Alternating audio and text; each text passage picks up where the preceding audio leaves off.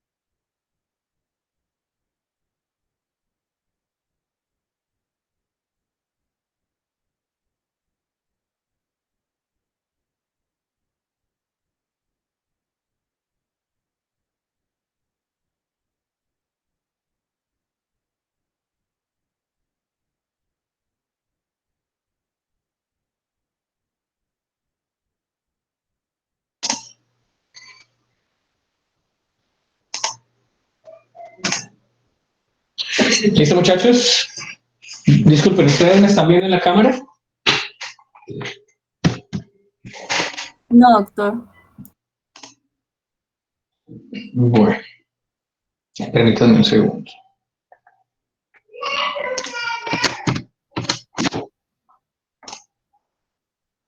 Ya, listo, muchachos. Regálenme camaritas si son tan amables.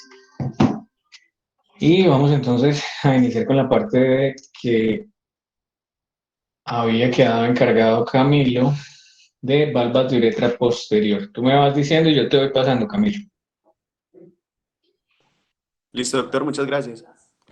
Entonces, a mí me correspondió el tema de valvas uretra posterior. Siguiente.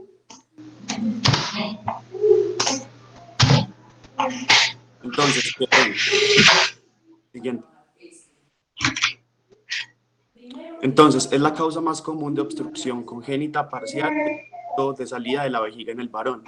¿Esta qué repercusiones tiene? Tiene repercusiones sobre la función renal y el en el tracto urinario, flujo. En la función renal es displasia y en el desarrollo pulmonar es por una displasia daño renal. Los desarrollados, el diagnóstico ya se hace prenatal, pero igual en su y la... Camilo, te están entrecortando bastante. ¿Tienes Bueno, alguna forma de mejorar esa parte? Doctor, qué pena interrumpirlo, pero es que ahí es porque el audio suyo rebota y genera la interferencia en el micrófono de Camilo. No creo porque estoy con audífonos. Igual espérame, yo lo silencio, pero no creo que sea mi audio. Bueno, doctor. bueno, entonces, ¿cuáles son las asociaciones de esta patología? Está el daño renal crónico, que puede estar presente en nacimiento y puede causar un daño renal terminal en el 8% de los pacientes. Tenemos una disfunción vesical que condiciona la aparición de infecciones recurrentes debido a que se está almacenando la orina por la poliuria y también podemos ver una vejiga valvular, que es una vejiga que tiene mucho músculo. Podemos ver también una disfunción del tracto urinario inferior. Siguiente. Entonces, ¿cómo podemos ver esta patología? Podemos ver que hay una obstrucción a nivel de la uretra que causa que la vejiga pueda tener una miopatía o pueda tener una hipertrofia. Esto a su vez puede causar un reflujo dentro de los uréteres que causa un daño renal, una displasia y puede dañar también el glomérulo. Esto causando daño sistémico y puede causar también un agrandamiento del corazón. Siguiente. Ahora vamos a hablar un poquito sobre la embriología y la anatomía de esta enfermedad. Siguiente. Entonces acá podemos ver un poquito acerca de la anatomía, podemos ver el cuello vesical y podemos ver abajo la uretra. En la uretra hay una parte que se llama verum momentanum, que es por donde salen las secreciones de la próstata, en el cual se dan más que todo estas válvulas de uretra posterior, que son como una pequeña membrana que se crea encima de ellas. Acá también en esta imagen podemos ver el esfínter uretral y los músculos del diafragma urogenital. Siguiente. Embriológicamente, esta enfermedad se da entre la quinta y séptima semana de gestación, cuando se produce la migración del conducto mesonéfrico hasta la integración en la pared posterior del seno urogenital.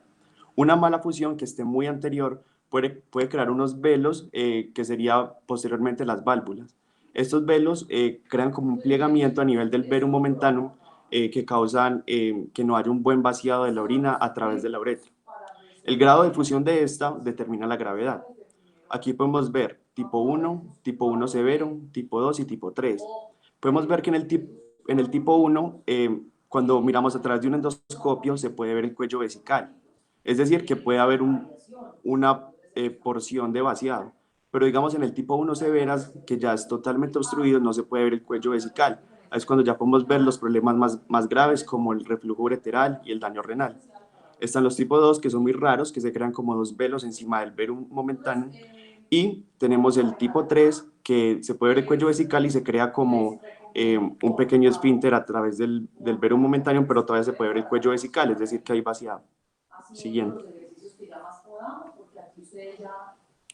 Entonces, El diagnóstico se hace por medio de endoscopía o de uretrocistograma. El uretrocistograma es un examen que se hace con rayos X para ver las características anatómicas y funcionales de la vejiga y de la uretra, por medio de un medio de contraste que se inserta por medio de una sonda. Siguiente. Entonces, ¿cuáles son los hallazgos radiológicos que podemos encontrar? Podemos encontrar hidronefrosis e hidrouréter, es decir, almacenamiento de líquido dentro del riñón y dentro de los uréteres. Dilatación y elongación de la vejiga, ya que el vaciado está limitado. Dilatación de la uretra posterior y un reflujo. Siguiente. Aquí podemos ver unas imágenes características de esta patología. Podemos ver a la derecha una vejiga hipertónica con reflujo grado 4, donde se puede ver claramente los uréteres con el medio de contraste y la vejiga dilatada. Y en la izquierda también podemos ver una vejiga dilatada y la uretra posterior también dilatada. Siguiente. Acá podemos ver otra imagen, una uretrocistograma preoperatorio donde se puede ver el almacenamiento de líquido en la uretra y la vejiga, y ya podemos ver cómo se vería después de un manejo quirúrgico. Siguiente. Fisiopatología. Entonces, la progresión. A nivel vesical es un bloqueo de la orina que condiciona un aumento de la presión de la vejiga. Inicialmente se acompaña de una hipertrofia del compensador y una hiperplasia del detrusor, que es el músculo que crea las presiones para el vaciado de la vejiga. Y a nivel renal está la uropatía obstructiva, que ocasiona lesión tubular y glomerular secundarias por presión, y la displasia, que suele ser de tipo microquístico y desarrolla preferentemente en la zona cortical. Esto pues causará pues el daño renal a largo plazo y la enfermedad renal terminal. Entonces, ¿cómo es la fisiopatología de esta enfermedad? Tenemos una vejiga normal que puede estar obstruida y puede causar una hipertrofia compensadora, es decir, una vejiga hiperactiva. Esta descompensación puede tener dos formas de manifestarse. Puede tener una falla miogénica, donde el músculo cede, donde hay bajas presiones, no hay contracciones del detrusor, hay mala acomodación o vaciado incompetente, o esa descompensación también se puede dar con una vejiga valvular. Esa vejiga valvular es todo lo contrario, es una vejiga que tiene mucho músculo y que tiene muchas altas presiones y que interrumpe el vaciado, ya que está, pues tiene mucho músculo en el detrusor y hay baja acomodación. Siguiente. ¿Cuáles son las posibles complicaciones de la enfermedad? Ya lo había mencionado, la insuficiencia renal, que lo determina el grado de displasia, la disfunción valvular con la hipertrofia del detrusor, infecciones del tracto urinario por la poliuria, reflujo vesicoureteral, disfunción vesical que se puede manifestar como fallo miogénico o como una hiperactividad vesicular, y una poliuria. Siguiente. ¿Cómo se trata esta enfermedad? Siguiente. Entonces, a nivel quirúrgico, podemos ver cómo se tratan las tipo 1, que usualmente es con la endoscopia, y podemos ver cómo es simplemente cortar la membrana para que se pueda ver el cuello vesical y pueda haber un buen vaciado.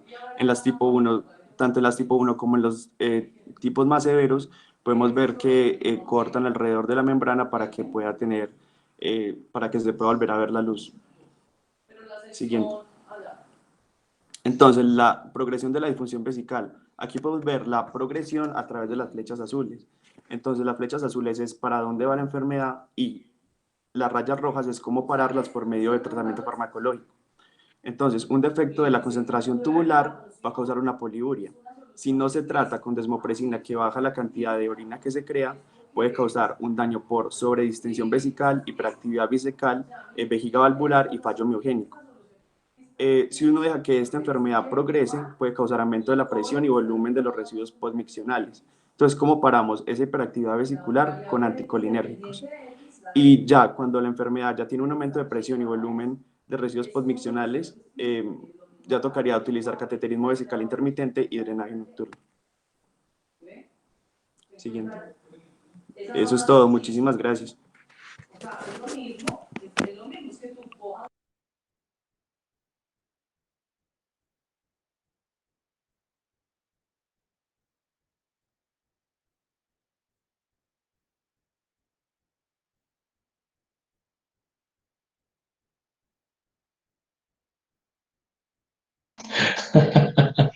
Ya, gracias Camilo. Y Juan Felipe. Bueno, preguntas para Camilo.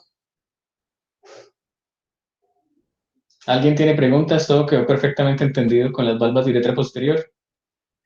Carol, cuéntame, ¿qué entendiste que son las valvas de uretra posterior?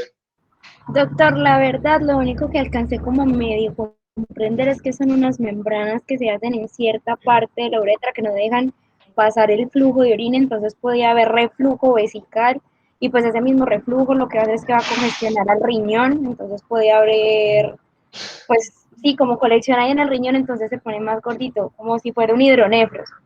Y pues que depende de como el estadio que haya que se le puede hacer diferente tratamiento farmacológico. Entonces, Y, claro, como el paciente va a estar obstruido, pues va a tener la necesidad de querer orinar y por eso pues la poliuria, el hecho de que hayan, la poliuria creo que es según el volumen, entonces bueno, es cuéntame, orinar. Carol, ¿y qué fue lo que no entendiste? Porque, Doctor, porque me estás todo lo que me estás diciendo, o sea, lo entendiste perfecto. bueno, está bien. No, es que lo de la parte embriológica, yo sí estaba como No, lo los de la parte centrados por embriológica a veces es un poquito complejo, hay que leerlo con detenimiento, es un tema que requiere de dedicarle un poco de tiempo. ¿Alguien tiene preguntas para Camilo? Bueno, recomendaciones, Camilo, o sea, la presentación, muchas gracias por tomarte el tiempo de traernos las diapositivas también organizadas. Una recomendación que sí te doy, pues yo prefiero siempre empezar con un poquito de anatomía y generalmente partir de qué es la uretra normal para poder decir cuáles son las anormalidades de la uretra y eso pues aplica para todo. Digamos que en la parte de imagen, siempre tratar de contar con mucho soporte de eso, de imagen, poca letra, mucha imagen, para que queden esas ideas claras de qué son. Yo casi siempre trato de partir, en general, no solamente ahora, de partir de la base anatómica, de dónde están ubicadas, qué son, y ya después miramos eso, qué están produciendo, o sea, qué es lo que van a producir. Entonces, miremos en esta parte, en estos dos cistogramas, qué es lo que va a pasar. Bueno, vamos a utilizar un medio de contraste con el cual vamos a llenar la vejiga. ¿Listo? Para poder dibujarnos la uretra. Camilo, ¿revisaste algo de pronto de cuáles son las porciones de la uretra?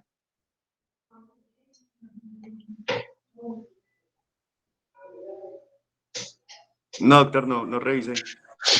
Listo. Entonces, Miguel Ángel, por ahí estás respondiendo, entonces cuéntanos.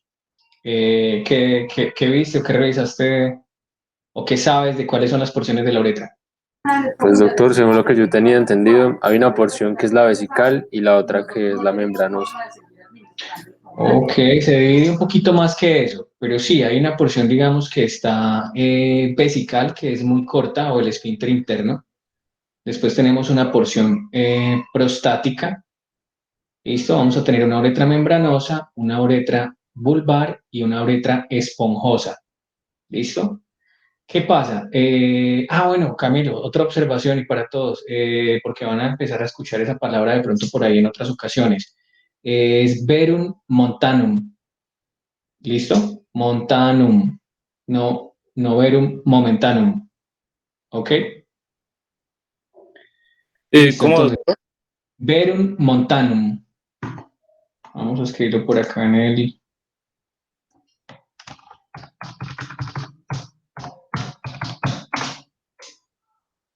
Así como está, así como queda en el chat. ¿Listo? Entonces, bueno, ¿qué pasa? Esto sería lo normal que vamos a ver en una uretra, en un cistograma. Entonces, el contraste, ¿qué es lo que va a ayudar a hacer? El contraste va a ser una forma, digamos, de visualización indirecta por llenado de las estructuras que tienen un lumen, una luz. Entonces, estamos viendo la vejiga y la uretra en sus diferentes porciones. Entonces, así como nos comentaba Camilo, entonces, y como muy bien entendió nuestra compañera Carol, entonces, ¿qué es lo que va a suceder? Espérenme un segundito que es que se me está moviendo un poco la pantalla. ¿Qué es lo que va a suceder? En el desarrollo embriológico van a quedar unos remanentes que van a formar unas pequeñas membranas en la uretra. Entonces, esas membranas van a funcionar a forma de válvula. ¿Qué va a pasar? Pues lo que va a pasar es que va a dificultar el vaciado de la vejiga, va a hacer que se dilaten, observen cómo se dilata la primera porción de la uretra y posteriormente también la vejiga se nos va a dilatar, y si eso persiste y si son muy severas las membranas, pues lo que va a hacer es que se produce la orina, baja de los riñones, uretres a vejiga, llena la vejiga, no puede salir a través de la uretra y se van a aumentar las presiones de forma retrógrada. Entonces, de ahí para atrás van a tratar de haber unos mecanismos compensadores, que era lo que estaba diciendo Camilo, donde el músculo vesical va a tratar de vencer la presión, pero finalmente no lo va a lograr y va a haber un daño de ese músculo. Aumenta tanto la presión que también la orina va a empezar a refluir hacia los uréteres y puede refluir hasta los riñones. Y si eso perdura mucho tiempo, o sea, si en el tiempo se prolonga ese aumento de las presiones y esa orina que se va acumulando y va a dilatar los riñones, si es suficiente tiempo, puede causarnos un daño renal. Y de ahí para atrás, todas las situaciones que nos estaba contando Camilo.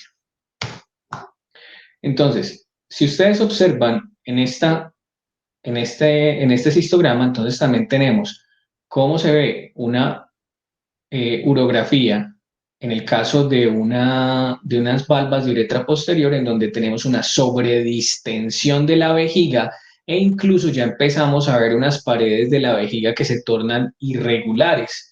Y nosotros pues realmente no las deberíamos ver de esa manera. Eso empieza a hablar de que la vejiga está sufriendo o que ya puede tener algún tipo de daño muscular. Y si observan el contraste tiene un paso parcial a través de esta estrechez que representa una valva de uretra posterior. En cambio, en un cistograma normal, ¿qué vamos a ver? Vamos a ver la vejiga distendida de una forma moderada y vamos a ver las diferentes porciones de la uretra sin obstrucciones aparentes. Esta partecita que ustedes ven acá un poquito más opaca, que no termina como de llenarse completamente por el contraste, que no se ve totalmente opaca por el contraste, es el verum montanum, que está en esa parte de la uretra prostática. Si ustedes ven, esa parte de la uretra prostática es un poquitico más dilatada. Y entonces eso es lo que va a suceder básicamente en las valvas de uretra posterior. ¿Qué importancia tiene esto? ¿Qué tienen que tener en cuenta ustedes acá? Que esto, o sea, si es severo, puede generar todas las afecciones que ya nos mencionó Camilo.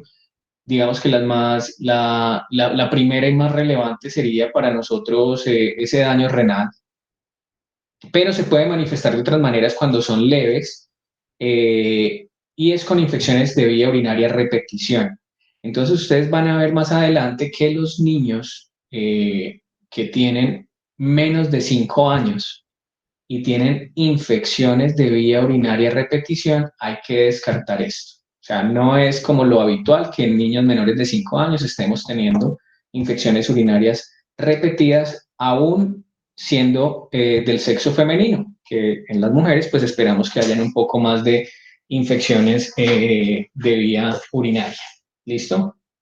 Igual en las mujeres pues ya hay otro tipo de investigación, hay que ver qué es lo que está sucediendo, o un reflujo, por ejemplo, vesicureteral por otro tipo de situaciones. ¿Listo?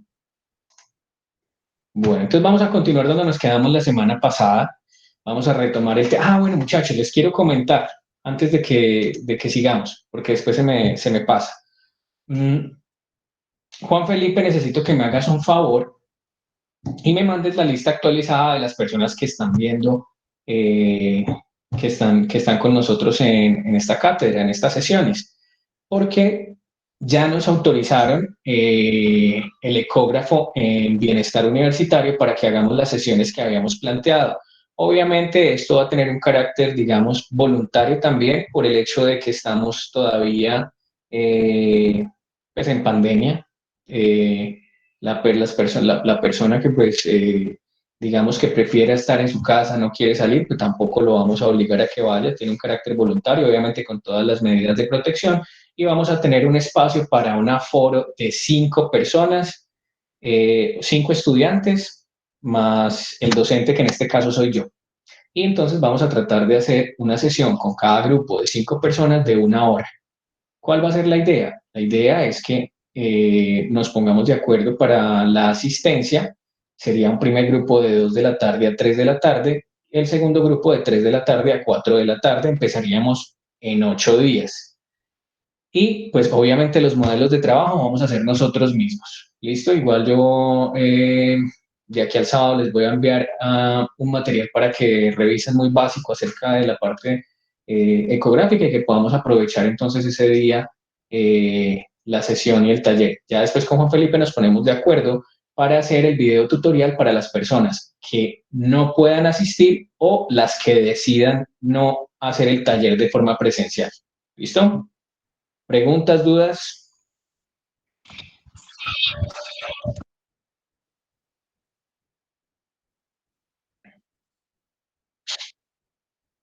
Sí, listo, exacto. Y ya de ahí entonces dividimos los grupos para poder saber cuántas personas van y poder cumplir con el aforo de 5 personas por grupo cada hora. ¿Listo? Doctor, una preguntita. Dime. Supongamos que somos la mayoría del salón, ¿cierto? Que vamos a ir, Sí, entonces, ¿usted nos repetiría como la práctica a todos o cómo sí, sería? sí, claro, la práctica es para poderla hacer con todos, o sea, que todos tengan la oportunidad de tener la práctica. Entonces, vamos a utilizar el tiempo de las clases que quedarían. Son 3 sesiones que tendríamos más. Entonces, en ese tiempo tendríamos, como no podemos hacer grupos muy grandes, que pues lo ideal con esto sería que en otro momento pudiéramos tener un salón donde estuviera siquiera la mitad, conectamos el ecógrafo a una pantalla, a un proyector, y pues hacerlo de forma simultánea para poder tener tiempo de hacer otras actividades. Pero pues en este momento, con el fin de que no nos quedemos sin esa práctica que es bastante interesante, pues lo vamos a tener que hacer de esta manera. Doctor, una preguntita. ¿Nosotros podemos elegir nuestros compañeros o eso va por orden de lista? Vean, muchachos, si ustedes se quieren dividir en los grupos, mejor dicho, Juan, mire, si ustedes tenemos 3 sesiones, tenemos 3 jueves, de 2 a 4, perdón, de 2 a 4. Entonces sería un grupo de 2 a 3 y otro de 3 a 4. Si no nos alcanza el aforo de esa manera, tendríamos que ver cómo lo replanteamos y si nos toca de pronto hacer grupos de menos gente y hacer entonces, por ejemplo, media hora o 40 minutos por grupo. O miraríamos si podemos sacar un tiempito adicional en alguna de las sesiones y nos extendemos un poco y hacemos un tercer grupo, siempre y cuando yo no tenga agenda de clases porque después a las 4 de la tarde tengo medicina interna y pediatría. Eso nos ponemos de acuerdo. Si ustedes se ponen de acuerdo, se dividen y podemos organizar los horarios y las fechas, perfecto. Pero por experiencia sé que a veces es un poco complejo ponerse de acuerdo porque todos tenemos intereses diferentes. Entonces, si ese es el caso, pues simplemente por lista los dividimos y simplemente yo les digo qué grupo va a qué día. Entonces, Juan, si ustedes mismos se pueden dividir, perfecto, no tengo ningún problema. ¿Listo?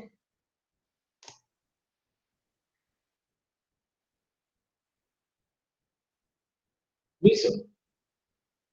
Entonces, tú y yo si quieres hablamos de aquí al sábado. Traten de ponerse de acuerdo si es posible hoy mismo, porque yo le voy a mandar la lista a la doctora María Victoria y para poder hacer el agendamiento. ¿Listo? Bueno, muchachos, entonces ya habíamos visto la semana pasada algunas cosas de la parte de anatomía en la parte. Doctor, qué pena. Dime. Doctor, es que a mí no me quedó muy claro, o sea, lo de la uretra prostática y la parte que es como radiopaca era el verum montano. Bueno, mira, lo que pasa es que la uretra tiene varias porciones, entonces tiene una parte vesical o una parte del esfínter interno, y recuerda que la uretra tiene en el caso masculino, tiene una parte que va por dentro de la próstata, más bien la próstata rodea la uretra. Entonces, esa es la porción prostática, que es un poco más amplia.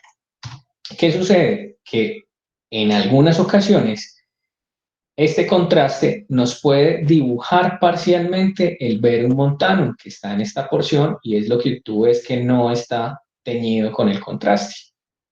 Entonces, ¿cuáles son las porciones que tendríamos de la uretra? Entonces tendríamos la parte vesical, la parte prostática, la membranosa, la uretra vulvar y la esponjosa. ¿Te quedó claro? Sí, gracias, doctor. Listo. Entonces estábamos viendo la clase pasada en radiografía que había unas estructuras anatómicas que podíamos identificar en como opacidades o como sombras en la radiografía correspondientes al tracto urinario, entre ellos la sombra de los riñones. De hecho, hoy me acordé muchísimo de ustedes porque precisamente hoy me llegó a ecografía una malformación renal. Entonces, una que nos faltó mencionar la vez pasada era un riñón que, si habíamos mencionado, tenía un doble sistema excretor, pero adicionalmente es un riñón que estaba rotado, o sea, mal posicionado o mal rotado. Los riñones normalmente ustedes van a observar que van a tener esta disposición. La pelvis renal va a estar mirando hacia la región medial y va el uréter a descender por delante de los músculos psoas hasta la vejiga. En este caso, por ejemplo, pueden existir mal rotaciones y la pelvis renal puede no estar mirando hacia la región medial, sino que puede estar mirando de frente. ¿Listo? Eso como un dato para que tengan en cuenta. Listo, entonces podemos ver sombras renales, que las estamos observando en la radiografía, podemos ver si está distendida o está llena, podemos ver la sombra de la vejiga, y hay otras estructuras como los uréteres, como las glándulas, como las suprarrenales, que no las vamos a ver a menos de que haya algún tipo de patología. Bueno, recordemos, esto sí lo hemos mencionado, pero pues acá tenemos la proyección del gas de la ampolla rectal en algunas ocasiones. Entonces, ¿qué otras estructuras vemos? Lo habíamos mencionado en la clase pasada. Recuerden que tenemos todas las estructuras óseas que ya ustedes conocen, pero adicionalmente tenemos algo que nos va a servir a nosotros mucho y es la sombra de los músculos psoas. Esta sombra de los músculos psoas debe ser simétrica. En algunas ocasiones, cuando hay procesos inflamatorios de estructuras cercanas a los músculos psoas, esa sombra se puede borrar o se puede ver diferente a la sombra del lado contrario. También podemos tener patologías de los psoas, como los abscesos del psoas, en donde vamos a ver ensanchada o agrandada o borrada la sombra de uno de los músculos, correspondiente al lado donde hay dolor. Recordemos, en la pelvis también tenemos todas las estructuras óseas.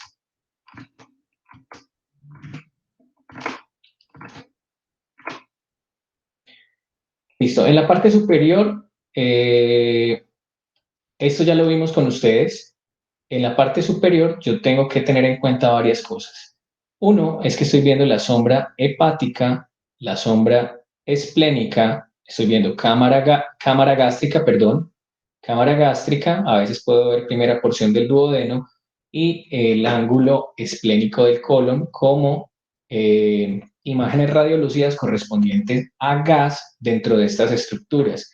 Pero adicionalmente, en esa radiografía de abdomen simple o radiografía de tracto urinario simple, pues yo, si estoy viendo los hemidiafragmas, recuerden que las bases pulmonares se ven por detrás o son en la parte posterior, descienden un poco más y puedo tener toda la trama broncovascular que voy a ver superpuesta con la sombra hepática correspondiente a los segmentos posteriores de los campos o de los lóbulos pulmonares inferiores. Adicionalmente, voy a poder a veces, o en ocasiones, voy a poder ver los ángulos costofrénicos.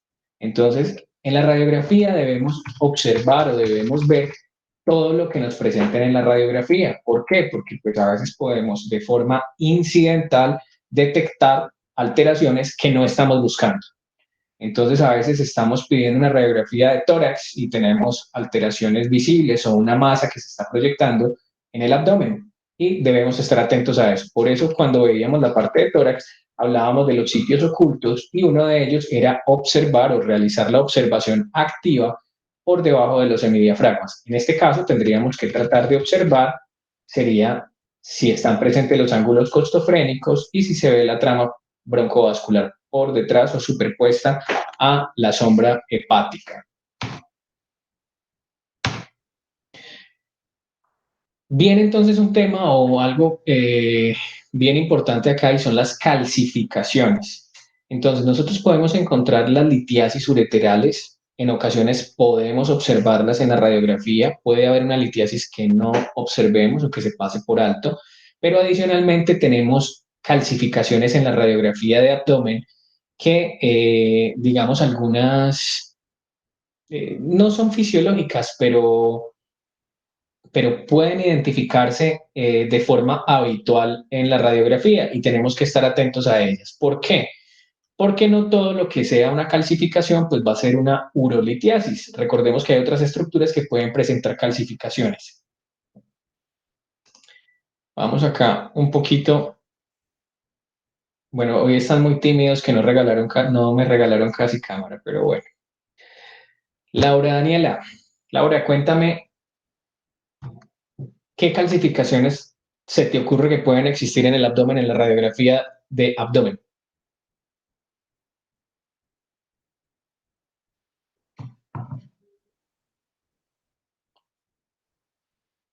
¿Cuál de las dos?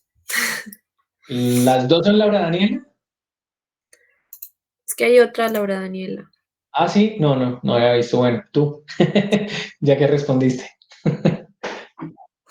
Calcificaciones abdominales. Sí, ¿qué se te ocurre?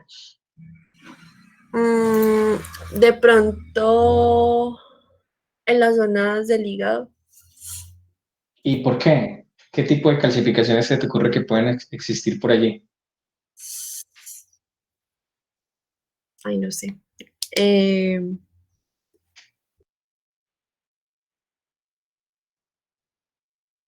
Bueno, voy pensando que ya te vuelvo a preguntar. Sara Pues Jimena, o en la zona de los huesitos, que es normal que a veces se produzcan esas calcificaciones, así como por ejemplo se producen en las TAG de cabeza, también pueden haber en esas zonas del abdomen. mm, No entiendo muy bien por qué salen, pero sé que es normal que a veces salgan calcificaciones en algunas zonas. sí, claro, hay algunas calcificaciones que son, ¿no? Son fisiológicas, pero en este caso estamos preguntando qué calcificaciones pueden aparecer en la radiografía de abdomen no siendo fisiológicas. Sara Jimena, cuéntame, ¿qué se te ocurre a ti?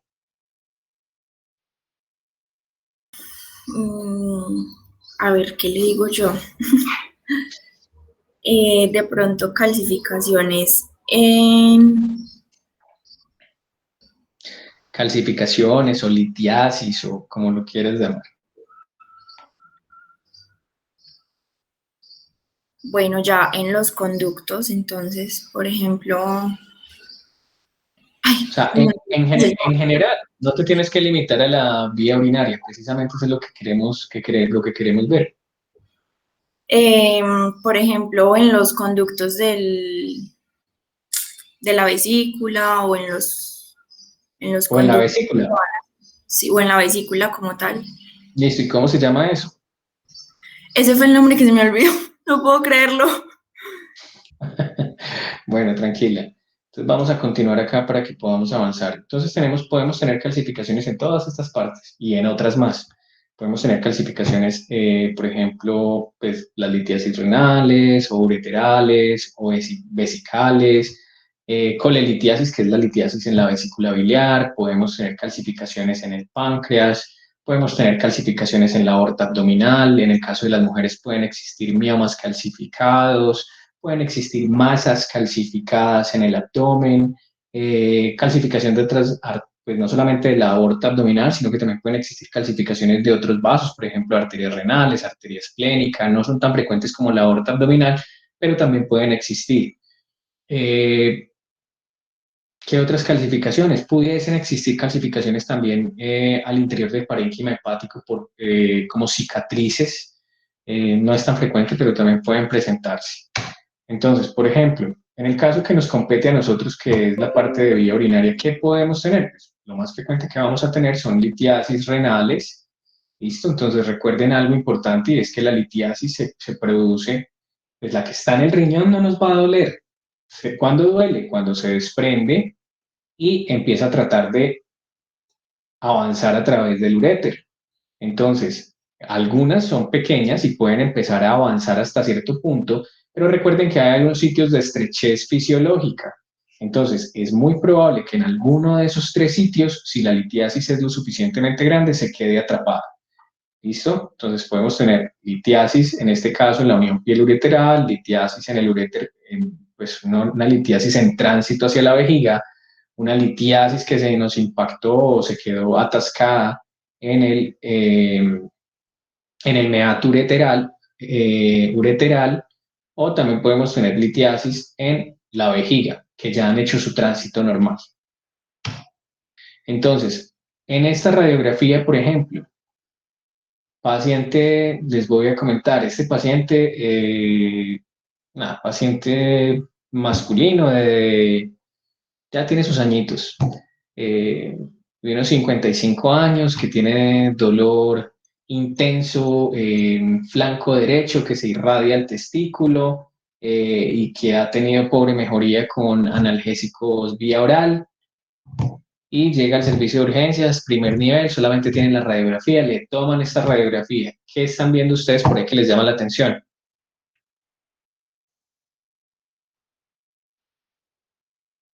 Pues más o menos por donde está la sombra hepática hay como una bolita chiquitica muy blanquita. Radiopaca, ¿cierto? Muy chiquita. Pues Esta. sí, es.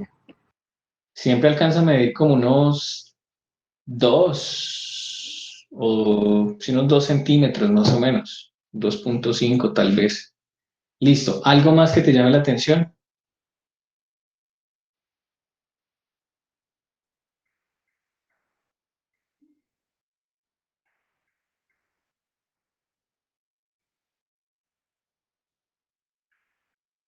Vamos a hacer un ejercicio. Entonces, estamos viendo eso ahí, listo. Esa opacidad que tiene una densidad similar ¿a qué? ¿A qué se les parece esa densidad? ¿Se les parece la densidad a la de la sombra hepática? No, como a la ósea. Como a la ósea, entonces suponemos que es una calcificación. Las calcificaciones, entonces me decían ustedes allí, listo, está como cerca a la sombra renal. Listo, entonces podemos suponer que se trata de una litiasis renal y es algo compatible, digamos, con el cuadro clínico que estamos planteando, en la lateralidad que estamos planteando. Pero entonces, si vemos la sombra renal, traten de buscar por dónde tendría que descender el uréter y me dicen si ven algo.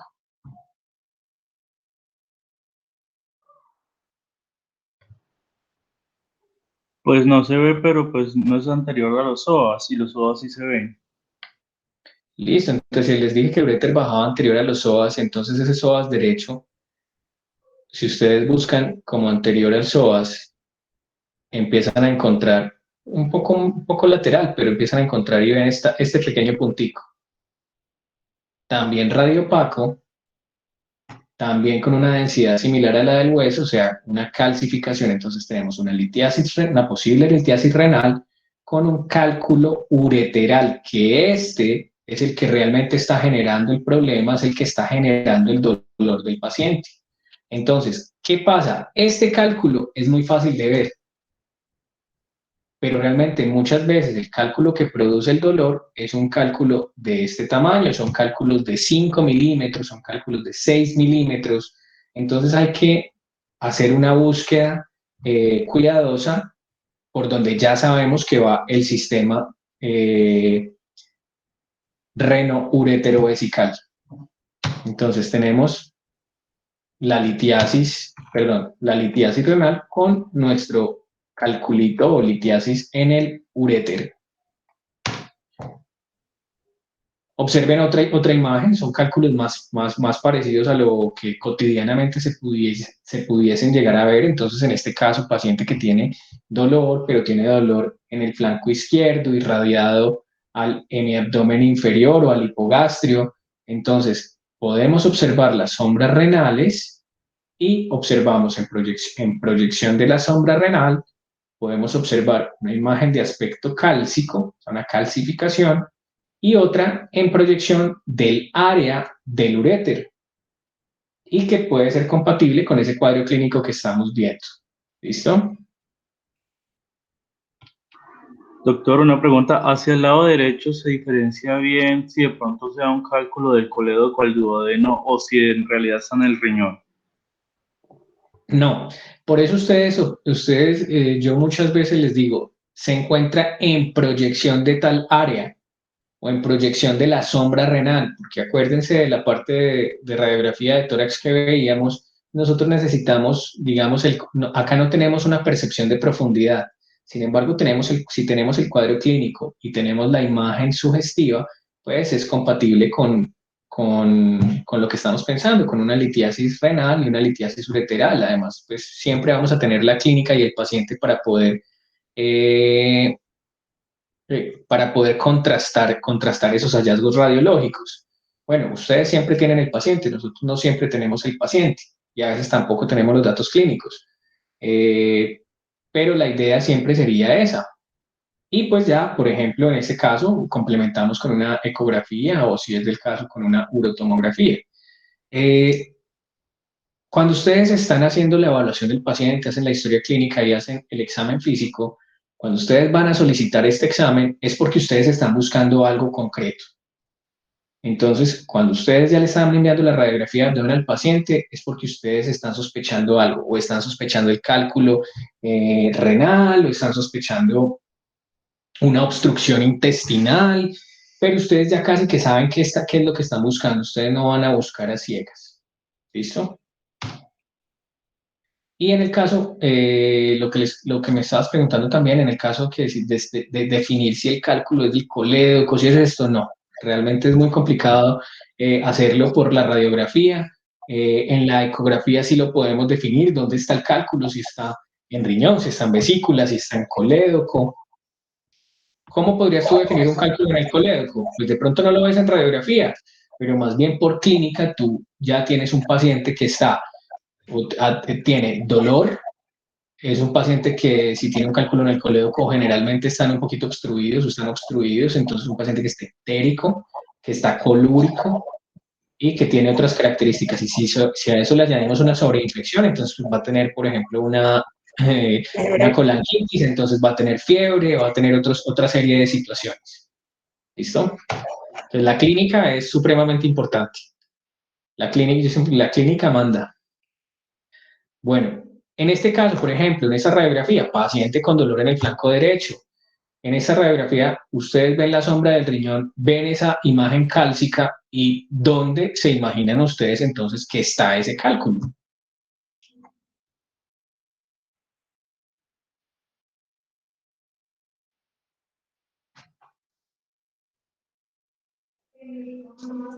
Piensen en esa imagen anatómica del riñón y ¿dónde se imaginan que está ese cálculo?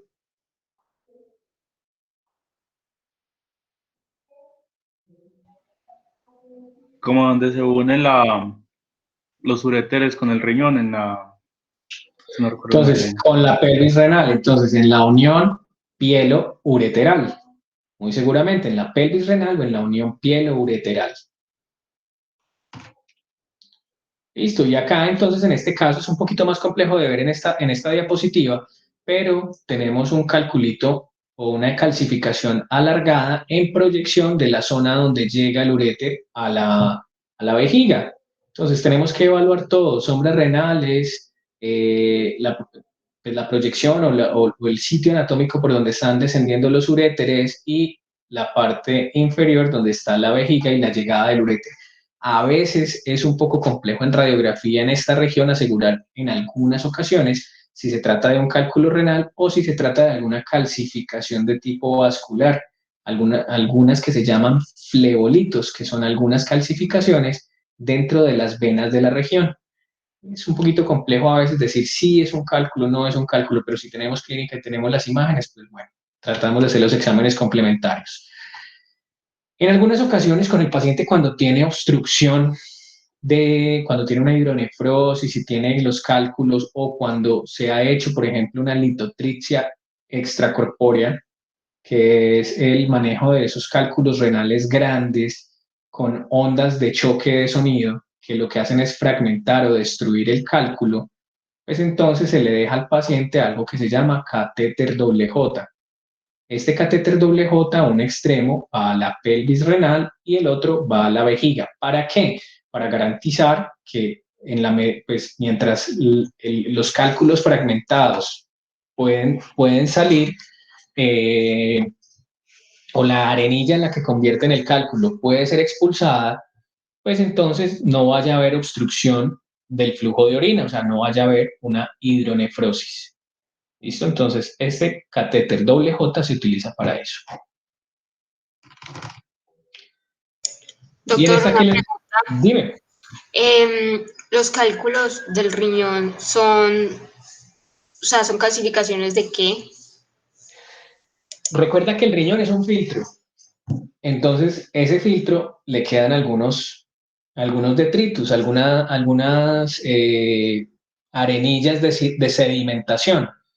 Y si a eso le sumamos que la persona pueda tener, por ejemplo, trastornos, no siempre, pero que algunas personas puedan tener trastornos del metabolismo del calcio y estén excretando mucho calcio, pues entonces con el tiempo esa sedimentación puede dar lugar a la formación de piedritas.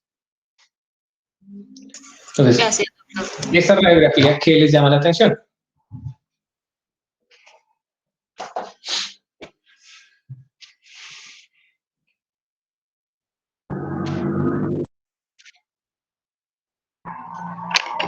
Tiene como un dispositivo intrauterino, creo, y arriba, pues, en el riñón también, pues, hay algo.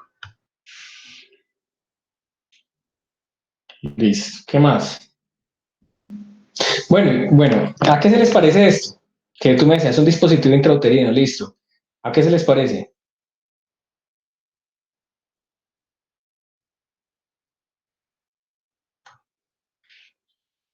Primero, una cuchara, doctor. ¿a una qué? Como una cuchara, no sé, pues parece como algo así. Pero una cuchara muy chiquitica. Como una cremallera. Una cremallera. Acá el cierre, exactamente, la cremallera del pantalón. Simplemente fue que le dejaron el pantalón puesto, le dejaron la cremallera y salió en la radiografía. Entonces vean que esta radiopacidad tiene una densidad mucho más alta, que es una densidad radiológica metálica. Sin embargo, hacia la sombra del riñón observamos casi que el sistema de cálices y pelvis renal, unión piel-ureteral totalmente calcificado. Y observamos unas imágenes cálcicas hacia la periferia. En este caso se trata de cálculos coraliformes. Acá no son, pues yo no he visto el primero acá en Colombia. Seguramente habrá, pero en otras partes son mucho más frecuentes. Son calcificaciones que o sea, se empiezan a calcificar las paredes del sistema excretor y posteriormente pueden solidificarse. Inicialmente son unas calcificaciones porosas, esponjosas, que permiten el paso de la orina, pero con el tiempo pueden generar obstrucciones severas del riñón. En este caso, pues el riñón tuvo que ser extirpado porque había una obstrucción severa. Además, observen que están casi toda la pelvis renal, grupos caliciales, y observen que tenía cálculos en toda la extensión del riñón, un riñón que ya no estaba funcionando, ya no estaba filtrando. Y entonces pueden, en este caso, esta radiografía, bueno, me gusta bastante. ¿Qué les llama la atención por allí? La radiografía está un poquito feita, pero digamos que para efectos prácticos de lo que queremos, se ve bastante bien. Entonces, les voy a ayudar un poquito. Por ejemplo, en este caso llamó la atención estas calcificaciones que ustedes ven acá. Si las acercamos, ustedes ven que son múltiples pequeñas calcificaciones. Tienen una característica bien interesante y es que si ustedes observan el centro de la calcificación se ve negrito, se ve radiolúcido. Y eso lo puede ir orientando a uno a algo que les voy a comentar ahora. ¿A quién se le ocurre dónde están esas calcificaciones?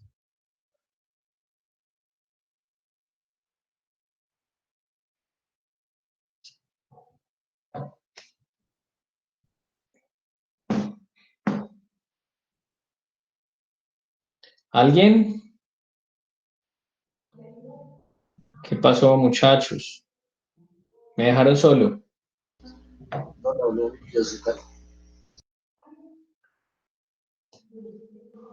Dani, ¿dónde? No sé, me parece como la unión iliocecal, ¿no? Bueno, sería la parte donde se supone que teóricamente más o menos está la unión iliocecal, pero no. Bueno, para no hacer largo esto, en este caso esta paciente tenía múltiples pequeñas calcificaciones y resulta que cuando la pasamos a ecografía tenía una supervesícula, o sea, la vesícula colgaba hasta casi la fosa ilíaca y esos son puros cálculos de la vesícula biliar. ¿Por qué me gusta esta radiografía? Porque hay que recordar que pueden existir variaciones anatómicas. Entonces, a veces tenemos que ponerle lógica al asunto y recordar que la anatomía puede variar de persona a persona, ya sea por variantes anatómicas o sea por procedimientos quirúrgicos previos.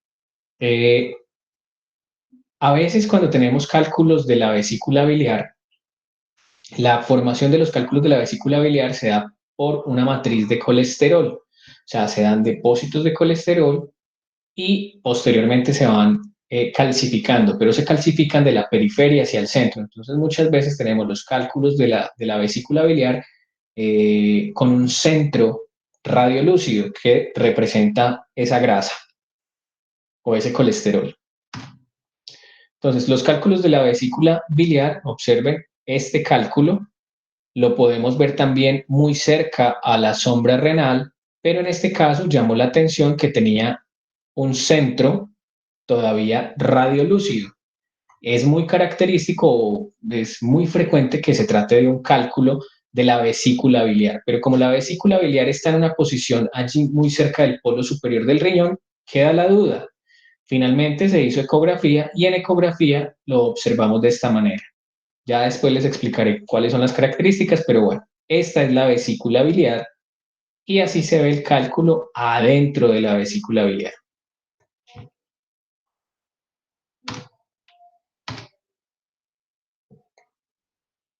Valentina, ¿y qué te parece? En esa es una proyección lateral y estamos señalando unas calcificaciones. ¿Y esas calcificaciones a qué te recuerdan? ¿O a qué te parece que puedan estar asociadas? ¿O de dónde son? ¿No serían como unas calcificaciones de la aorta? Exactamente, entonces podemos tener calcificaciones de la aorta en este caso, incluso pues ya después de la bifurcación parece que las ilíacas también tienen calcificaciones. Esas calcificaciones corresponden a placas de ateroma calcificados que están en las paredes del vaso. Entonces vamos a tener generalmente las calcificaciones de tipo vascular como unas calcificaciones lineales.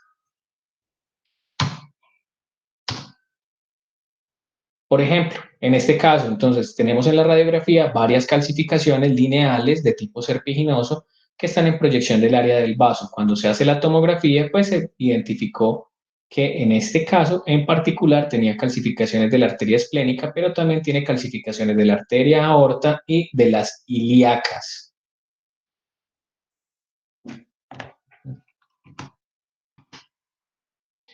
Y este es el caso, por ejemplo, de los miomas uterinos calcificados. Entonces, en el caso de las mujeres, en proyección pues, de la región de la excavación pélvica, podemos observar grandes calcificaciones un poco amorfas o de contornos lobulados que finalmente corresponden con calcificaciones de miomas uterinos. Esos miomas uterinos se pueden calcificar y pueden generarnos estas imágenes.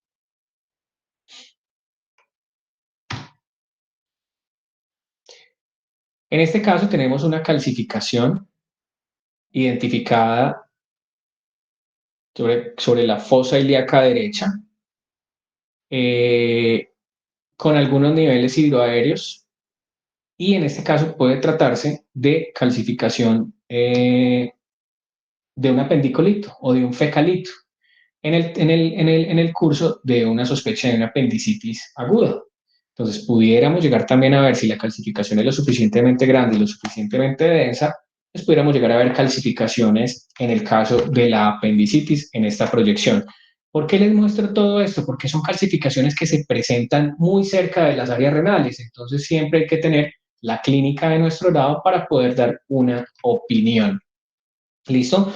Esto es lo que les estaba mencionando antes. Si nosotros observamos la sombra de los músculos psoas, observen que en este caso la sombra del músculo psoas viene hasta acá normal, viene igual que en el otro lado, pero en este punto se borra el contorno del psoas y se ve ensanchado.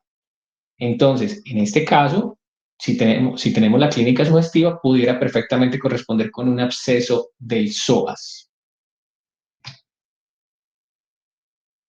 Bueno, en este caso sí era no era un absceso, tenemos la clínica. Entonces, ¿qué fue lo que le pasó a este paciente? A este paciente le hicieron una litotripsia extracorpórea, le hicieron tratamiento con ondas de choque para fragmentación de un cálculo renal, pero esas ondas de choque a veces pues, no se pueden dirigir exactamente al punto y pueden generar hematomas. ¿Listo? Pueden generar hematomas en esta región. En este caso, generó un hematoma cercano al músculo psoas que borró su contorno. Entonces, vamos a ver un poquito la parte de urograma. Entonces, otra forma de evaluarla, otra forma desde el punto de vista de la imagen de evaluar qué se requiere para el urograma. Entonces, se hace una preparación. ¿Cuál es la idea de la preparación? Les había mencionado antes que la idea de la preparación es eliminar o quitar la mayor cantidad de gas y contenido de materia fecal del colon para que no nos interfiera con la visualización de las sombras renales y de las áreas de los uréteres. Entonces, se hace una preparación, se toma una radiografía simple. ¿Para qué? Precisamente para identificar todo eso que estábamos mirando ahora, todas las calcificaciones que pudieran presentarse en la radiografía de abdomen, porque después de la administración del contraste, como el contraste es blanco, ya no las vamos a poder diferenciar. Entonces, la radiografía simple nos sirve para, uno, determinar si el paciente tiene una adecuada preparación y dos, para ver, por ejemplo, el caso de calcificaciones de estructuras abdominales. Después de la radiografía simple, 1 a 3 minutos después de la administración del contraste por vía endovenosa, se va a tomar otra radiografía. Y en esta radiografía la vamos a llamar fase nefrográfica. Esa fase nefrográfica nos va a permitir determinar el tamaño del riñón y defectos en el llenado del mismo. Bueno, del llenado no. Realmente esa fase nefrográfica se refiere al paso del contraste a través del parénquima renal. Entonces vamos a poder verlo un poco más denso en este caso, pero no, cuando hablamos de llenado son estructuras que tienen luz, que sería, por ejemplo, en la fase excretora, que sería la siguiente, más o menos hacia los 5 minutos, en una fase excretora intrarrenal, donde vamos a poder apreciar el contraste en los cálices y la pelvis renal. De 10 a 15 minutos vamos a ver el contraste en los uréteres y más o menos en 25 minutos vamos a poder ver el contraste en vejiga.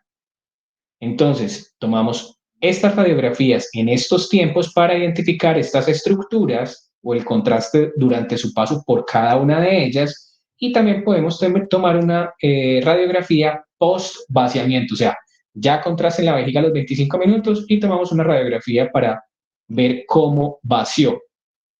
¿Cuáles son las indicaciones de ese urograma? Por ejemplo, cólicos renales, hematuria, traumatismos renales, litiasis renal, sospechas de lesiones mucosas. ¿Por qué había entrado un poco en desuso? Por el advenimiento de la tomografía, porque con la tomografía también podemos evaluar todas estas situaciones. Lo que pasa es que en ocasiones no está tan disponible y aún en ocasiones sigue siendo un examen pues, un poco costoso, o en algunas regiones no se dispone de la tomografía y se puede hacer el urograma. ¿Cuáles son las contraindicaciones? Todas las mismas que los pacientes que van a someterse a un estudio que utilice rayos X, a radiaciones ionizantes, en este caso pacientes embarazadas, y la contraindicación de alergias al medio de contraste.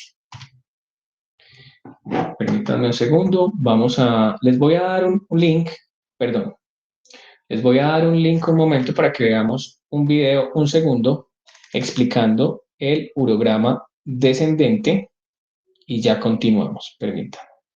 ¿Qué horas son? 304. Que tenemos dos versiones, tengo dos versiones del video, pero si alcanzamos a ver, espérenme un segundo.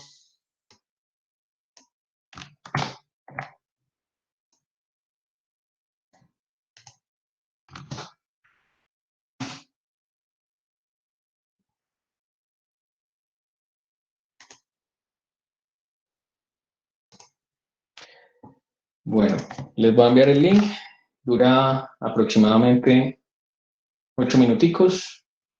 Vamos a verlo, la producción del video no es muy buena, pero la explicación sí está bastante interesante. Entonces, vemos este video y a las 3:35 entonces reactivamos y resolvemos dudas al respecto y terminamos la presentación. ¿Listo? Vean, ya les quedó en el chat para que lo vean. En 10 minuticos nos conectamos nuevamente.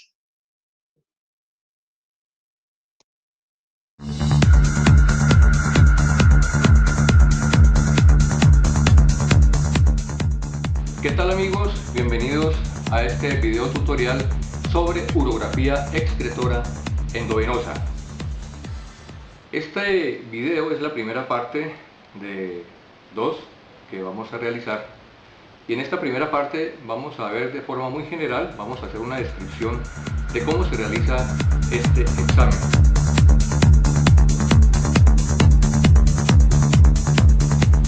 La urografía excretora endovenosa es un procedimiento radiológico, imagenológico, que se realiza aprovechando el tránsito normal del medio de contraste a través del sistema urinario, es decir, primero la captación en los riñones, la posterior eliminación o excreción, el llenado de vejiga y finalmente la micción, es decir, la evacuación a través de la uretra del contenido vesical. Desde el punto de vista técnico, que es el que nos interesa a nosotros, vamos a resaltar la importancia que tiene el obtener unas buenas imágenes que serán presentadas posteriormente al médico radiólogo, que como todos sabemos es quien interpreta las placas y quien da el diagnóstico final de la urografía excretora. Es importante pues que nosotros obtengamos las mejores imágenes posibles para que el médico tenga los suficientes elementos visuales de poder acertar en el diagnóstico. Inclusive en aquellos casos en donde la urografía no es normal, debemos de nosotros realizar acciones específicas tendientes a clarificarle o a facilitarle mejor al médico radiólogo su diagnóstico. En la segunda parte estaremos brindando a ustedes unos tips bien interesantes que le ayudarán a llevar a feliz término este examen urográfico, sobre todo en aquellos casos en donde la urografía no es normal, principalmente en los procesos obstructivos, en donde nosotros debemos realizar algunas acciones específicas a fin de facilitarle o clarificarle al médico radiólogo mediante las imágenes su diagnóstico. Para el presente video estaremos utilizando un protocolo que podríamos llamar estándar. Es posible que exista una diferencia mínima entre un consultorio y otro. El protocolo que vamos a utilizar es el protocolo de la placa de 1 minuto, la placa de 5 minutos, la de 10 y posteriormente la de 15 minutos.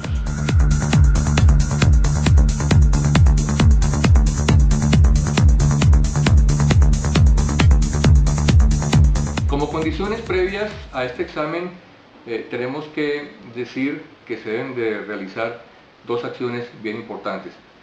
La primera es realizar una pequeña anamnesis al paciente para preguntarle sus posibles reacciones alérgicas a los medios de contraste, a algún medicamento o a algún alimento. Es bien importante este detalle a fin de tomar las medidas necesarias para la realización del examen. No significa que no se pueda hacer, pero se debe realizar bajo ciertas medidas muy drásticas, si se quiere, en la medida que el paciente sea más o menos alérgico a los medios de contraste.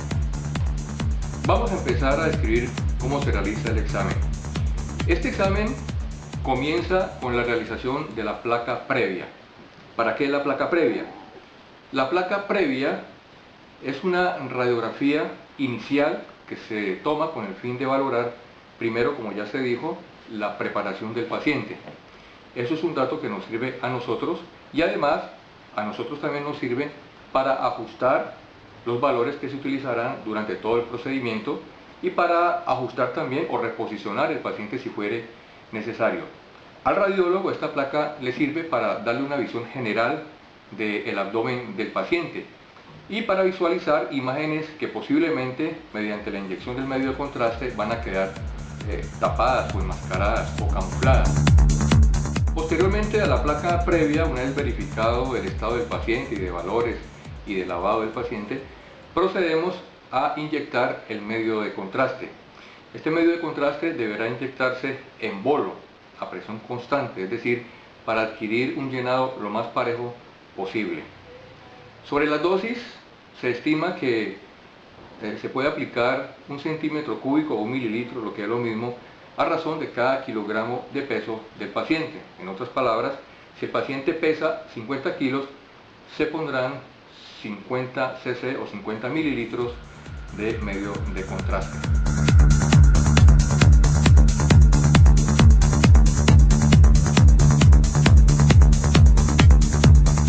La primera placa que se obtiene es la placa de minuto, o llamada placa de nefrograma. Se le llama nefrograma porque el nefrón es la unidad básica constitutiva del riñón y es allí donde ocurre la captación del medio de contraste. Por eso en esta primera placa se observa la silueta renal, dado a que su mayor componente, es decir, el componente principal del riñón, de la masa, es el nefrón. Por esa razón el riñón se ve opacificado y en esta placa se observan por tanto las siluetas renales, su aspecto anatómico y su ubicación relativa en el abdomen. Esta es la placa de 1 minuto. Continúa la placa de excreción o eliminación. Esta es la placa de 5 minutos. Realmente, después del primer minuto, se estima que comienza el proceso de excreción. Por esa razón, cuando nos pasamos del minuto, podemos encontrar a veces ya los cálices llenándose y si nos demoramos un poco más, podemos observar la pelvis renal llena. Lo ideal por eso es tratar de ajustar el minuto a fin de que solamente se vea el parénquima renal en la placa de 1 minuto, es decir, en la primera placa. En la segunda placa, volvemos a comentar la de 5 minutos, ya en esa placa estamos viendo los cálices llenos, la pelvis renal y probablemente el tercio superior de los uréteres. En algunos casos se verá todo el uréter completo. Eso dependerá de la propia fisiología del riñón del paciente. Continuamos con la placa de 10 minutos, que es similar a la de 5 minutos. Diríamos que es la continuación de la placa de 5 minutos, en donde en esta placa, en la de 10, transcurridos 10 minutos, después de inyectado el medio de contraste, vamos a ver sencillamente que el uréter está más lleno, que la vejiga ya ha comenzado a llenarse, es decir, el proceso de represión vesical ya se ha iniciado. Esta es la placa de 10 minutos.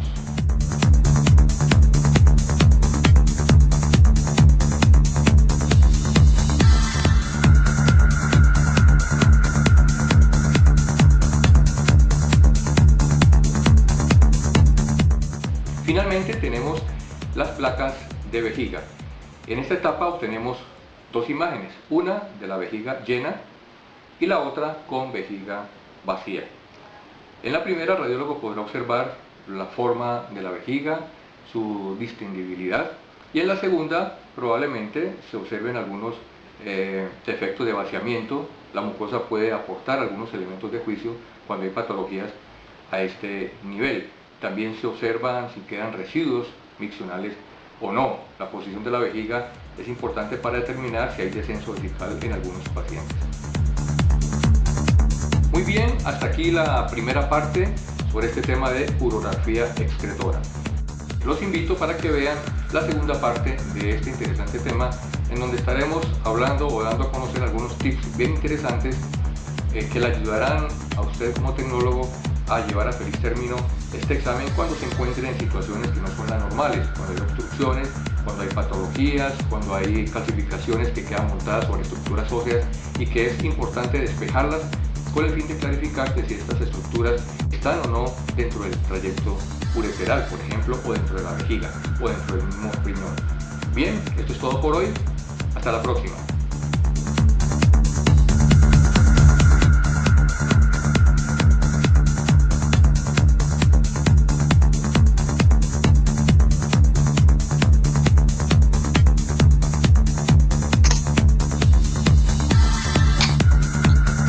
¿Listo, chicos?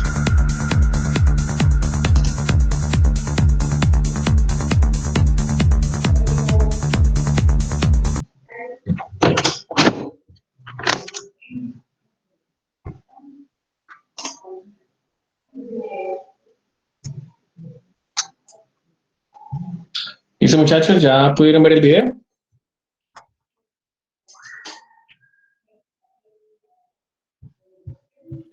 Doctor, yo personalmente no he terminado de ver el video porque pues estoy Ah, repitiendo, listo. pues, estoy como para analizarlo bien. No, pero la idea es que, si quieres, mira, si ya la mayoría lo vio, igual ahorita lo puedes terminar de ver ya con más detalle. Vamos a ver unas cosas generales acerca de él y vamos a despejar algunas dudas, ¿listo? ¿Ya la mayoría terminaron?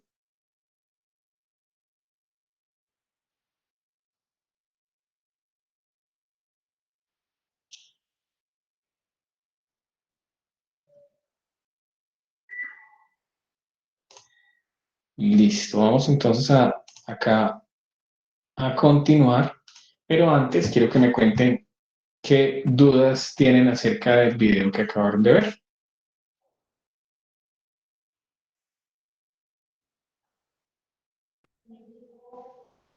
Doctor, una pregunta. Me surgió la duda como que tan estricto tiene que ser como con esos tiempos de la toma de la otra radiografía. Mira, con los tiempos hay que ser bastante estrictos. Tienen un rango, pero la idea es que sean los tiempos establecidos porque si te demoras más, pues lo más probable es que ya no vayas a poder ver adecuadamente lo que necesitas ver porque ya el contraste ha hecho su paso. Por ejemplo, si no haces entre 1 y 3 minutos la segunda radiografía, perdón, o la primera radiografía después de la administración del contraste, pues posiblemente ya no vas a ver la fase nefrográfica. Entonces, si te demoras en tomar las siguientes radiografías y se te van 20 minutos, pues lo más probable es que ya vayas a ver el contraste en la vejiga, ya no vayas a poder ver cómo dibuja la pelvis renal y los uréteres, entonces te va a quedar un estudio incompleto. Ah, bueno, gracias, doctor. ¿Alguna otra duda? Yo tenía una pregunta, doctora, en cuanto cuando ahí en el video mencionaban que en caso de que los pacientes fueran alérgicos al medio de contraste se tendría que tomar medidas muy drásticas. Pues ¿a qué se refería? Es que no entendí muy bien como qué clase de medidas tendría que tomar para poder realizar el examen. Porque digo que se podría realizar, pero... Lo primero, sí, claro, lo primero para esa administración en caso de pacientes que tengan algún antecedente de alergia, si tienen antecedente de alergia a la administración de contrastes yodados, habría que ver cuál es el riesgo, o sea, la relación riesgo-beneficio del examen, o sea, si el examen realmente le va a aportar en comparación al riesgo que se está asumiendo, o tendría que ver si puede ser susceptible de lo que se quiere evaluar, verlo con otras técnicas de imagen. Pero en otros pacientes que tienen antecedentes de alergias leves o alergias no al medio de contraste directamente, sino algunas otras cosas que nos pueden sugerir que pueda tener algún tipo de reacción alérgica, se pueden hacer tratamientos de desensibilización o más bien se puede hacer premedicación, por ejemplo, con prednisolona, previo a la administración del contraste, para poder hacer el estudio. Ah, bueno, doctor, gracias. ¿Alguna otra duda? Bueno, entonces lo que veían ustedes allí en el urograma, vamos a adelantar un poquito esto, que esto es lo mismo que ustedes vieron, las radiografías, cómo se toman, la simple, la fase nefrográfica, la excretora intrarrenal, ya la fase de uréteres, ¿listo? Pelvis renal, uréteres y ya llegando a vejiga el contraste, la vejiga llena y la radiografía post-vaciamiento donde ya eliminamos el contraste o se orinó, ¿listo? Entonces, ¿qué es lo que vamos a tratar de ver en estas radiografías? Entonces, vamos a tratar de ver las sombras de los riñones, vamos a tratar de ver la fase nefrográfica donde vamos a ver que el parénquima renal se va a resaltar y eso nos va a permitir ver si hay algún tipo de alteración de del tamaño, de la forma, de la posición, de los contornos del riñón. ¿Listo? Sí, claro, denme un segundo, yo amplío acá las diapositivas. ¿Qué se me hizo?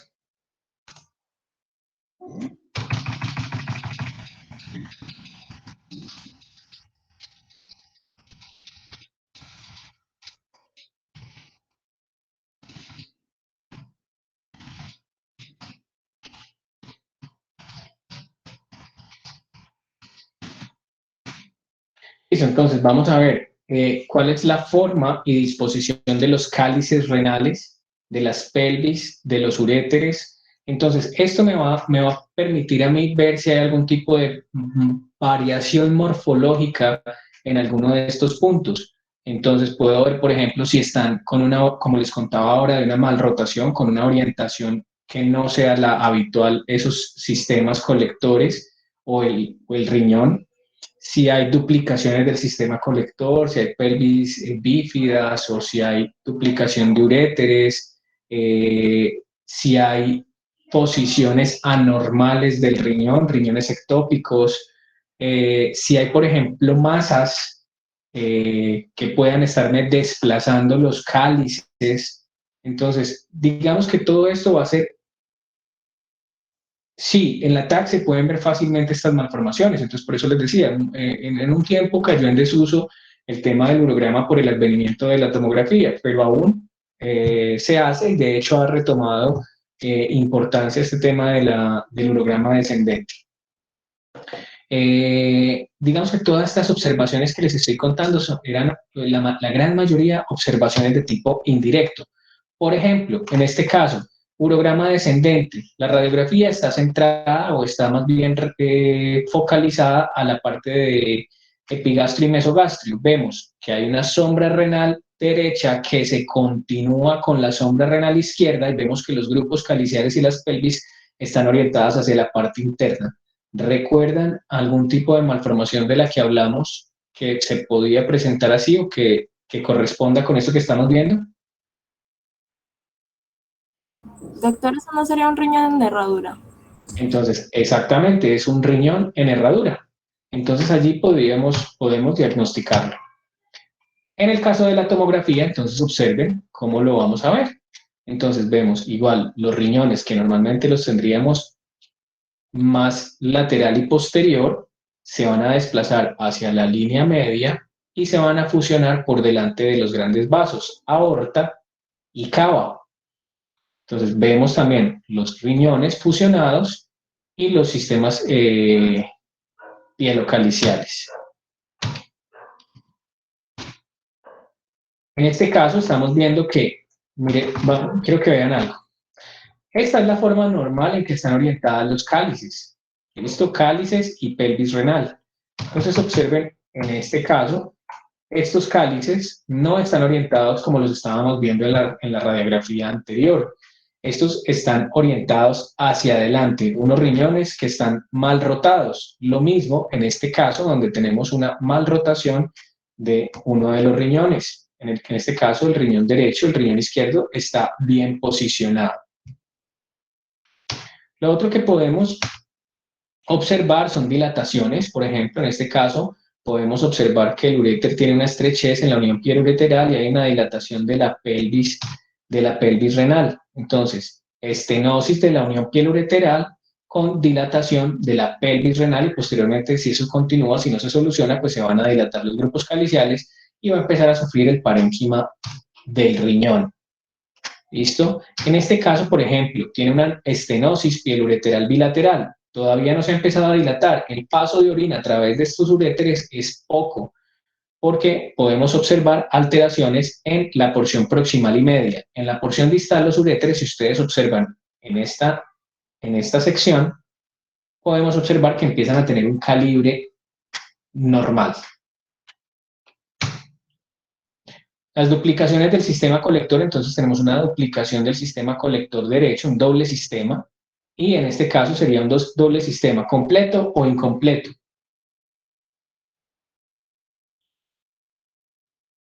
Julián Andrea Calderón. Doctor,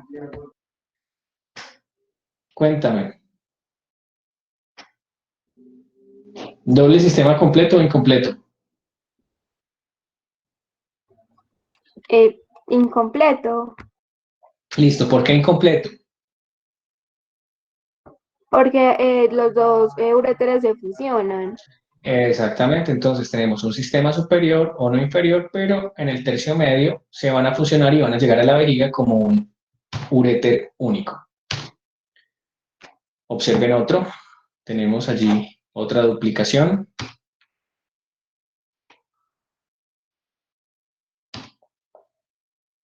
Otro doble sistema, pero este creo que sí es un doble sistema completo.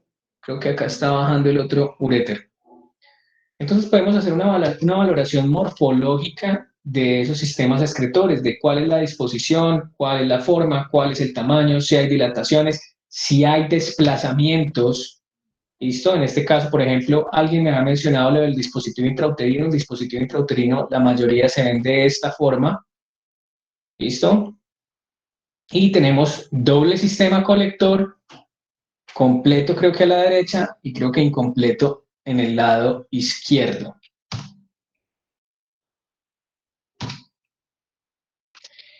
En este caso, cuando tenemos la llegada a la vejiga, vemos que hay una dilatación del uréter distal.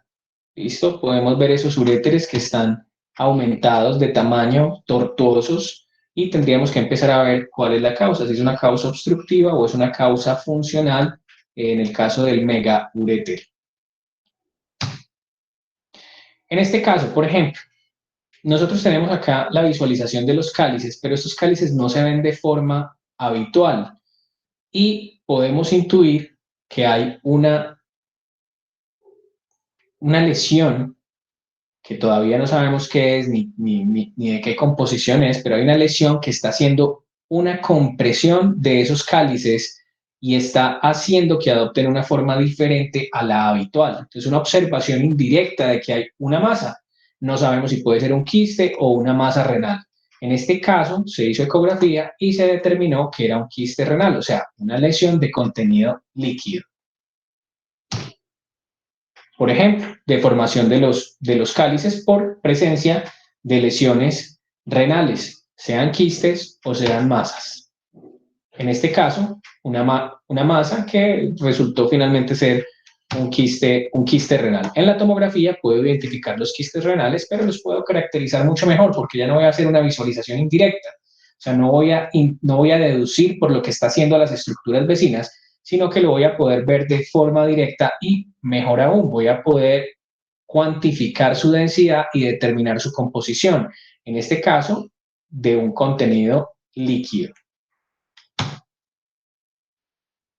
En este caso también podemos tener, ya en la vejiga, podemos tener alteraciones, podemos tener divertículos, podemos tener también pólipos. Los divertículos los vamos a ver como saculaciones dependientes de la pared de la vejiga que se van a llenar con el contraste. En cambio, las lesiones, por ejemplo, polipoideas o las masas de la vejiga, las vamos a ver como un defecto de llenado, un defecto de lleno. ¿Qué quiere decir eso? Quiere decir que si tuviéramos una masa en esta región, pues esa porción no se va a llenar de contraste y la vamos a ver, no la vamos a ver densa como el resto de la vejiga que sí está en este momento con el contraste en su interior. Por ejemplo, esto es un defecto de lleno. ¿A qué se les parece eso?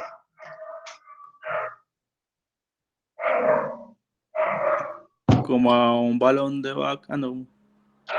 Un balón. Entonces, es una sonda Foley que tiene el balón insuflado. Entonces, ¿qué pasa? Como el balón está ocupando un espacio, entonces el contraste no va a ocupar este espacio y voy a poder ver un defecto de lleno que corresponde con esa sonda y su balón. Lo mismo pasaría en el caso de una masa. Y por acá parece que tengo algunos divertículos vesicales.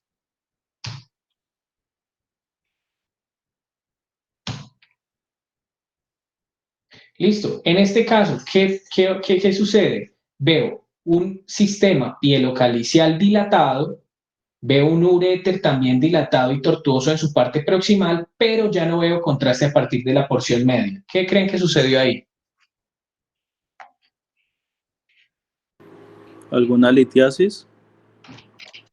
Listo. Una hidronefrosis obstructiva por una litiasis. Entonces, el cálculo se alojó allí, generó una obstrucción completa y lo que está pasando es que se está produciendo orina, pero esa orina no llega a la vejiga, entonces se queda en esta porción y dilata la porción del uréter proximal, pelvis renal, cálices renales. Y como les contaba, si esa obstrucción perdura, entonces en un tiempo lo que va a generar esa obstrucción y esa dilatación es daño del parénquima renal. Listo, entonces vamos a ver, por ejemplo, por urograma descendente, pero también en ecografía yo puedo ver estas dilataciones. Entonces, ¿cómo vemos el normal? Ese reflujo o esa hidronefrosis grado 1, en donde tengo dilatado un poco el uréter y un poquito dilatada la pelvis renal. La grado 2, donde tengo dilatación del uréter, de la pelvis, y ya los cálices se me empiezan a dilatar sin perder esta concavidad. ¿Listo? Sin perder esa forma de cáliz. En el grado 3 ya tengo una hidronefrosis en donde tengo dilatación del uréter, dilatación de la pelvis. Los cálices van a estar evertidos. ¿Qué quiere decir eso? Que han perdido esa forma de cáliz y también se han terminado dilatando. Y la grado 4, en donde ya tengo una dilatación severa, ya no diferencio bien los cálices y posiblemente estoy empezando a tener adelgazamiento o compromiso del parénquima renal. Listo, muchachos. Entonces, por el día de hoy vamos a dejar hasta acá. Ya yo me pongo de acuerdo con el representante para que si ustedes mismos hacen los grupos, entonces nos podemos dividir para la actividad que vamos a realizar en las 3 clases siguientes. De todas maneras, yo les voy a enviar un material sobre ecografía. Ese día que veamos con cada uno de ustedes la clase, vamos a hablar sobre los aspectos básicos de la ecografía en el caso de la vía urinaria. Y bueno, cuando tengamos el primer y el segundo grupo, que sería la semana siguiente, entonces con antelación, los días antes, nos vamos a poner de acuerdo cómo va a ser el desarrollo de la actividad, porque pues recuerden que los modelos vamos a hacer nosotros mismos. ¿Listo? ¿Preguntas, dudas hasta acá?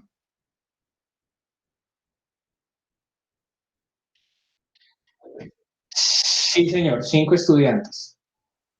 Esa fue la indicación que me dieron de bienestar universitario. Entonces, la idea es que se pusieran de acuerdo, ojalá hoy, para poder confirmarle a la doctora María Victoria y ojalá pudiera mañana mismo enviarle el cronograma con los grupos de estudiantes que van a asistir.